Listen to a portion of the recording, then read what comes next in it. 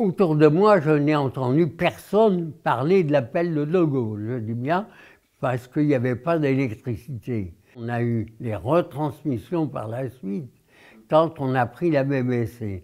Mais c'était interdit de porter la BBC. Mais on a quand même, à ce moment-là, on l'a pris après.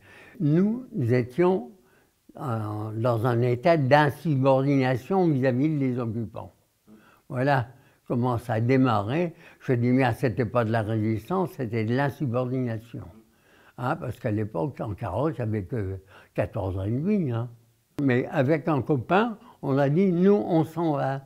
On a un petit boluchon, puis on est parti en bicyclette. Mais on n'a pas pris les routes.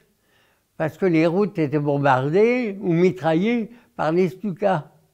On a toujours cru que c'était les Italiens, mais c'était bien les Allemands. Et là, avec le copain, je dis, mais dans le fond, nous, on s'en va. Mais pourquoi? On ne veut pas nous chercher des lois, et puis on va pouvoir les enquiquiner. Qu'est-ce qu'on va pouvoir faire pour les enquiquiner? Voilà. Alors on est revenu, et là, je dis bien, il y avait un dépôt pharmaceutique à Pont-à-Mousson.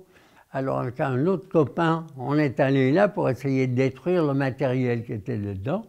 Et puis on a commencé, mais on avait été aperçu par un soldat de la Wehrmacht. On a appris simplement l'histoire de la déportation qu'en janvier 1945, on savait qu'on envoyait les gens en Allemagne pour aller travailler. On supposait. On n'était pas d'accord avec la collaboration. Je dis, on n'était pas d'accord du tout. De toute façon, je dis, dans tous les pays qui sont occupés par des troupes étrangères, eh bien, ce sont toujours les jeunes qui sont en rébellion contre ces occupations. Eh bien, en France, c'était pareil. Hein. Je dis aux jeunes, faites très attention, ne votez jamais pour les partis d'extrême.